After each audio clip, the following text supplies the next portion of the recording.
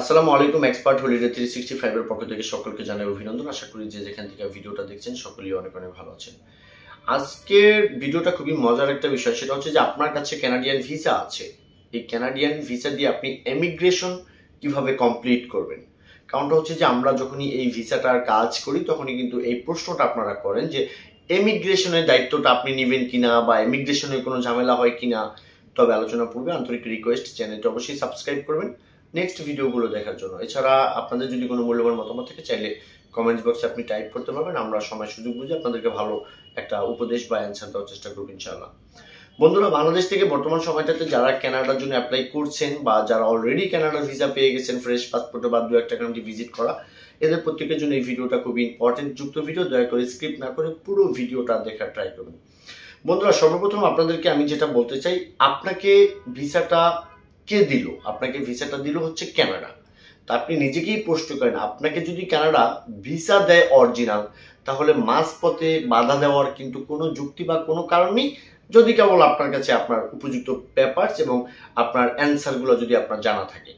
তো আমি আপনাদেরকে শুরুটা এভাবেই করতে চাই যে যারা অলরেডি স্টিকার পেয়ে গেছেন, এখন আপনি কানাডাতে ফ্লাইট করবেন, আপনি যদি হোটেল বুকিং দিয়ে ভিসাটা পেয়ে থাকেন তাহলে কিন্তু আপনি একটা হোটেল কনফার্ম করবেন, সেটা টরন্টো হোক অথবা মন্ট্রিয়াল হোক বা ব্যাঙ্কুভার হোক বা ব্রিটিশ কলম্বিয়া বা যে কোনো একটা সাইটে হোক না কেন, আপনি সেখানকার হোটেল বুকিং দিবেন। তবে আমার কাছে যেটা মনে হয় যে আপনি যদি সেখানে 7 দিন অথবা 10 দিন থাকেন, সেক্ষেত্রে মিনিমাম 2 দিনের ভাড়া পেড করে যাওয়া আপনার জন্য নিরাপদ।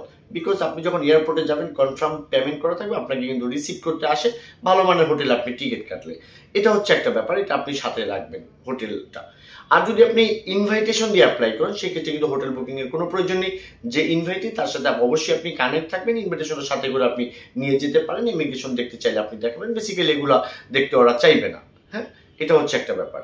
আরেকটা বিষয় হচ্ছে, আপনি যখন ট্রাভেল করবেন আপনি আপনার নিজের সেফটির জন্য আপনি ট্রাভেল ইন্স্যুরেন্স করে নেবেন। যতদিন আপনি ট্রাভেল করবেন এই ধরনের ভ্যালিডিটি সেটার ভিতরে বিদ্যমান থাকবে।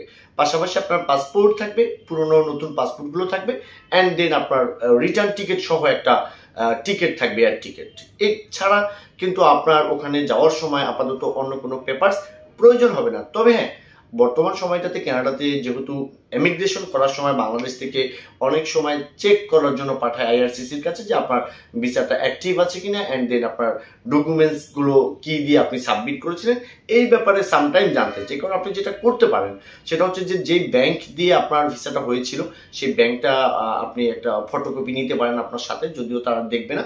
পাশাপাশি আপনি ইনভিটেশনের কথা তো ফার্স্ট টাইম বললামই, অ্যান্ড দেন আপনি যদি হোটেল বুকিং দিয়ে যান সেগুলো তো আপনি সাথে রাখবেনই। পাশাপাশি আপনার প্রফেশনাল ডকুমেন্টসগুলো, আপনার ভিজিটিং কার্ড, আপনার ডেবিট কার্ড, ক্রেডিট কার্ড, এগুলো বা আপনার কাছে যে পরিমাণ ডলার থাকে এগুলো আপনি সযত্নে আপনার সাথে রাখবেন। বাংলাদেশে যখন আপনি বোর্ডিং পাস নেবেন তখন আপনাকে প্রশ্ন করার মতো তেমন কিছু নেই, এটা লিগেল আছে তো এটা হয়ে যাবে। অ্যান্ড দেন এমিগ্রেশন করার সময় এমিগ্রেশন অফিসার জিজ্ঞেস করতে পারেন যে আপনি কয়দিন থাকবেন, কেন যাচ্ছেন। তো বেসিক্যালি আপনার যে ধরনের ভিসার স্ট্যাটাস সেটা আপনি বলবেন যে আপনি এখানে 10 দিন থাকবেন, এই আপনার রিটার্ন টিকিট, এই আপনার হোটেল বুকিং, ইটস ওকে। এখান থেকে আপনি চলে গেলেন। তারপরে হচ্ছে যে আপনি যখনই কানাডা টরেন্টো অথবা মন্ট্রিয়াল বা ওখানকার এয়ারপোর্টে পৌঁছাবেন তখন সঙ্গত কারণে ওখানকার বর্তমান যে নিয়ম অনুযায়ী আপনি আপনার আপনার বায়োডাটা, আপনি ভ্রমণের উদ্দেশ্য, এই জিনিসগুলো কিন্তু ওখানে একটা ফর্ম পাওয়া যায়, সেটার ভিতরে আপনি লিখবেন। লেখার পরে আপনি যখনই কানাডিয়ান এমিগ্রেশন আপনি কমপ্লিট করবেন তখন আপনাকে কিছু প্রশ্ন তারা করলেও করতে পারে যে আপনার কেন ট্রাভেল করতে আসছেন, কানাডাতে আপনি কি কি দেখতে চাচ্ছেন, আপনি কয়দিন থাকবেন, আপনার হোটেল বুকিং, এর বাইরে অথবা যে ইনভাইট করেছেন সে ইনভাইটের নাম্বার বা তার সাথে একটু কানেক্ট হওয়া চা। এছাড়া কিন্তু আসলে আপনাকে বাড়তি কোনো প্রশ্ন করার মতো কোনো সুযোগ নেই ইমিগ্রেশন অফিসারের, বিকজ আপনার পিছনে দেখবেন লাইনে অনেক লোক দাঁড়িয়ে আছে। সো এখানে অপ্রাসঙ্গিক প্রশ্ন তারা কখনই করবে না। এখন ব্যাপারটা হচ্ছে সামটাইম ভাত খেলে ভাত পরে একটা কথা আছে, সেটা হচ্ছে যে আপনি ভিজিট করতে যাচ্ছেন, আপনাকে প্রশ্ন করলো যে আপনার ডেস্টিনেশন কোথায় আপনি জানেন না, আপনার নিজের ডেট অফ বার্থ তো আপনি বলতে পারবেন না, আপনার রিটার্ন টিকিট এগুলো ধরেন সবকিছুই আছে। একেবারে হজবরল অ্যান্সার যদি কেউ দিয়ে থাকে, সেটা বাংলাদেশে যদি দেন তাহলে আপনাকে ব্যাক করাতে পারে সামটাইম, কিন্তু এরকম ঘটনা হাজারে একটা ঘটলেও ঘটতে পারে। কানাডাতে যাওয়ার পরে আপনাকে ব্যাক করাবে না, তখন আপনাকে হয়তো প্রশ্ন করতে পারে, যদি মনে হয় যে না আপনি জেনুইন ট্রাভেলার না, সেক্ষেত্রে আপনার এসাইলাম করার জন্য সেখানে অ্যাডভাইস করতে পারে। অ্যাটলিস্ট না হলে কিন্তু আপনাকে ব্যাক করে বাংলাদেশে আসতে হবে।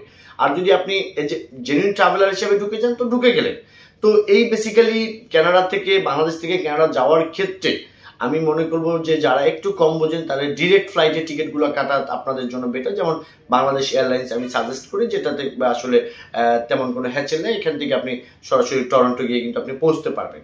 তো যাই হোক বন্ধুরা, যারা অলরেডি ভিসা পেয়ে গেছেন এই ধরনের একটা প্রিপারেশন নিয়ে যদি আপনি যান, আশা করি আপনার ভ্রমণটা খুবই আনন্দদায়ক হবে এবং কি মাঝপথে আপনি কোনো সমস্যার সম্মুখীন হবেন না। তো সকলে ভালো থাকবেন, সকলে সুস্বাস্থ্য কামনা করি। আসসালামু আলাইকুম।